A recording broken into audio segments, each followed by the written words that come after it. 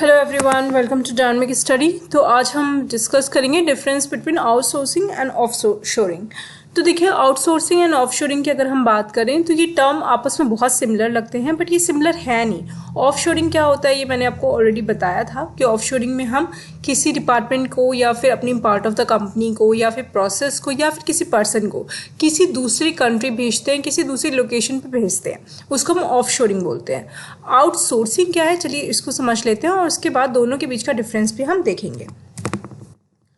तो चलिए स्टार्ट करते हैं। सबसे पहले तो देखिए, आउटसोर्सिंग में क्या होता है, इसमें हम कोई स्पेशल काम कराने के लिए बाहर से एक्सपर्टीज को यूज़ करते हैं या हायर करते हैं। अब हम इसमें क्या कर रहे हैं, हम वो काम ही उन्हें दे रहे हैं। जैसे मान लीजिए मेरी एक कंपनी है और उसमें हमें आईटी का जो वर्क है वो करना है। अब हमारे पास ऐसा रिसोर्स नहीं है, हमारे पास इतने लोग नहीं है कि हम आईटी का भी काम खुद ही करें। तो ऐसे में हम क्या कर रहे हैं कि आईटी का हम सारा काम अपना आउटसोर्स कर दे रहे हैं, किसी और कंपनी को दे रहे हैं। तो वहाँ पे क्या है कि हमें अब उसके बारे में टेंशन लेने की ज़रूरत नहीं है, कोई दूसरी कंपनी हमें वो काम करके देगी। यहाँ पर हमें सिर्फ ये सोचना है कि हमारा काम हो जाए, ठीक है। जो हमने उनको पर्टिकुलर जिसके काम के लिए बोला है, जिस काम के लिए हमने उन्हें हायर किया है या पैसे दिए हैं, वो हमारा काम कंप्लीट होना चाहिए। कैसे वो करके दे रहे हैं, किससे करवा रहे हैं, इससे हमें मतलब नहीं होता है। ये होता है आपका आउटसोर्सिंग, ठीक है। यहाँ पे जो लोकेशन होती है वो ऑन शोर भी हो सकती है। ज़रूरी नहीं है कि हमें कोई काम कराना है, आईटी का काम कराना है, हमारी कंपनी इंडिया में है तो हम आईटी के काम के लिए किसी और कंट्री जाएंगे, ऐसा ज़रूरी नहीं है। हम वहाँ पर भी किसी भी कंपनी को ये काम दे सकते हैं। एक्टिविटीज़ की बात करें तो देखिए, मोस्टली क्या होता है, ये जो आउटसोर्सिंग वाला काम होता है इसमें उन एक्टिविटीज़ को आउटसोर्स किया जाता है जो हमारी कोर वर्क ना हो। जैसे कि मान लीजिए कि कोई अकाउंटिंग कंपनी है। अब अकाउंटिंग कंपनी अपना अकाउंटिंग का ही काम आउटसोर्स नहीं करेगी। ऐसा क्यों? क्योंकि उसको पता नहीं है कि कौन लोग वो काम कर रहे हैं, इतना इंपॉर्टेंट डेटा है उसकी कंपनी का, तो कहाँ वो लीक हो जाए, क्या हो जाए। तो इसलिए वो कुछ अदर टाइप के जो वर्क्स है उसके, जैसे मान लीजिए कस्टमर सपोर्ट, वो उसने आउटसोर्स कर दिया कि लोग का फ़ोन आएगा कि हाँ आप हमारे यहाँ अकाउंट में, हमारे बैंक में अकाउंट खोल लीजिए, ठीक है। अकाउंटिंग कंपनी है, हमारे यहाँ आप अकाउंट खोल लीजिए। तो इसका ये बोलने के लिए, ये काम कराने के लिए वो उसने ये काम अपना आउटसोर्स कर दिया। अब उसे क्या है, अब उसे सिर्फ और सिर्फ अपनी अकाउंटिंग बिजनेस पे ही फोकस करना है, कस्टमर सपोर्ट उसका कोई और कर रहा है। तो ये होता है आपका आउटसोर्सिंग।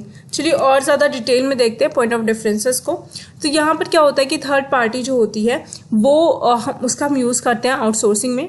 एक सेम कंट्री में भी हो सकता है और डिफरेंट लोकेशन पे भी हो सकता है, ये चीज़ ध्यान रखिएगा। ऑफशोरिंग में क्या होता है, यहाँ पर हमारी ही टीम होती है जो कि किसी और कंट्री में जाके काम करती है। मतलब हमारी ही कंपनी का नाम रहेगा, हमारी ही टीम रहेगी, हमने उसको हायर किया रहेगा, हमारे ही पेरोल पे रहेगी और वहाँ पे जाकर हम वो काम करेगी। आउटसोर्सिंग में क्या होता है कि एक्सटर्नल सर्विस प्रोवाइडर होता है। और यहाँ पे ऑफशोरिंग में क्या होता है कि हमारी खुद की डेडिकेटेड टीम मेंबर्स होते हैं। आउटसोर्सिंग में क्या होता है कि हम मोस्टली एक पर्टिकुलर टास्क को आउटसोर्स करते हैं, किसी एक काम को आउटसोर्स कर दिया। जैसे कि मैंने आपको बताया कि कस्टमर सपोर्ट को हमने यहाँ पर आउटसोर्स कर दिया। बट ऑफशोरिंग में हम एंटायर प्रोजेक्ट या प्रोसेस को ऑफशोर करते हैं, ठीक है। यहाँ पर क्या होता है आउटसोर्सिंग में, यहाँ पे अनस्पेसिफाइड टीम होती है। हमें नहीं पता होता है कि हमारा काम कौन कर रहा है, हमारा जो जिस काम को हमने दिया है, जैसे हमने कस्टमर सपोर्ट दिया है तो वो कौन करेगा ये हमें नहीं पता होता है। ऑफशोरिंग में हमें अच्छे से पता होता है क्योंकि हम खुद ही मैनेज करते हैं और हम परफॉर्मेंस भी चेक करते हैं।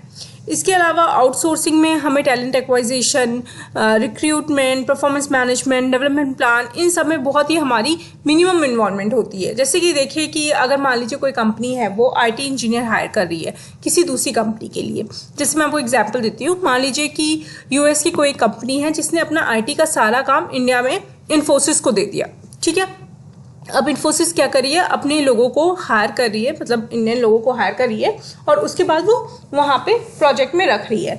अब उसको बस इन्फोसिस को इतना करना है कि जो लास्ट राउंड होगा उसमें वो किसी को, जो वो कंपनी होगी जो यूएस की कंपनी है, वहाँ से कोई एक टेक्निकल बंदा उसको ज्वाइन कर लेगा और वो देख लेगा कि हाँ भाई ये जो इंसान, जिस व्यक्ति को ये लोग हायर कर रहे हैं वो ठीक है, हमारा काम ये कर देगा।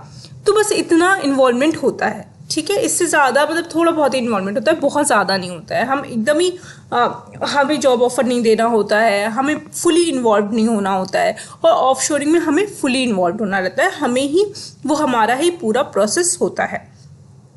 आउटसोर्सिंग में जो वर्क क्वालिटी है वो डिपेंड कर सकती है कि क्लाइंट की क्या प्रायोरिटी है। जैसे मान लीजिए कि इन्फोसिस के पास अभी तो आपकी कंपनी का ऑर्डर था, ठीक है, यूएस की कंपनी का ऑर्डर था। अचानक क्या हुआ कि एक और बहुत बड़ा प्रोजेक्ट उसको आ गया, कह लीजिए ऑस्ट्रेलिया से आ गया। अब उसको लगता है कि भाई जो यूएस वाली कंपनी में बंदा काम कर रहा था उसने तो काम अच्छा, बहुत अच्छा है, बहुत टैलेंटेड बंदा है, अब मैं क्या करता हूँ, इसको उठाकर ऑस्ट्रेलिया वाली कंपनी में डाल देता हूँ, उसके काम के लिए डाल देता हूँ, उसके रेज्यूमे को उधर दे देता हूँ ऑस्ट्रेलिया वाली कंपनी को, और जो यूएस वाली कंपनी है उसमें मैं किसी अभी लेस एक्सपीरियंस वाले पर्सन को केटी दिलवा कर नॉलेज ट्रांसफ़र करके और उसको हायर कर लूँगा। तो ये सारी चीज़ें जो होती हैं ये सब क्लाइंट के ऊपर होता है, जो काम करा रहा है उसके ऊपर होता है कि वो आगे उसको कैसे कैरी ऑन कर रहा है, क्या उसकी खुद की क्या प्रायोरिटीज़ है, इसके बेसिस पे आउटसोर्सिंग काम करता है। यहाँ पे क्या होता है, ऑफशोरिंग में जो कंपनी है, जो यूएस कंपनी है, वही डिसाइड करती है कि क्या चीज़ उसके लिए ज़्यादा इंपॉर्टेंट है, क्या चीज़ उसके लिए लेस इंपॉर्टेंट है, और वहाँ पे कंप्रोमाइज़ नहीं होता है। आउटसोर्सिंग की अगर बात करें तो हम ये बहुत ही ज़्यादा क्विक सोल्यूशन है, क्योंकि यहाँ पर आपको पर आवर के बेसिस पे भी आप हायर कर लेते हो, आप अपना जितना भी आपका टास्क है उस टास्क के बेसिस पे भी हायरिंग करवा सकते हो। ये आपके ऊपर है कि आप कैसी हायरिंग करवाते हो। यहाँ पर आपको बहुत ज़्यादा अपने अकॉर्डिंग सूटेबल काम या आर्ली प्रोजेक्ट जैसे आप चाहते हो वैसे आप यहाँ पे काम करवा सकते हो, वैसे पेमेंट कर सकते हो। ऑफशोरिंग जो है ये लॉन्ग टर्म स्ट्रेटजी होती है। अगर आप अपने पेरोल पे किसी को हायर कर रहे हो तो फिर आपको उसका पेंशन, रिटायरमेंट, मतलब आपकी कंपनी, आपकी कंट्री का क्या रूल है, या जिस कंट्री में आप हो उस कंट्री में क्या रूल है, ये सारी चीज़ें आपको फॉलो करनी पड़ती है, क्योंकि वहाँ पर आपका खुद का नाम जुड़ा होता है, आपकी कंपनी का नाम जुड़ा होता है। तो ये है आउटसोर्सिंग एंड ऑफशोरिंग के बीच में डिफरेंस। आई होप यहाँ पे सारे पॉइंट्स आपको क्लियर होंगे। अगर कोई भी क्वेरी है तो आप कमेंट करके पूछ सकते हैं। Thank you so much, keep on watching and keep on earning.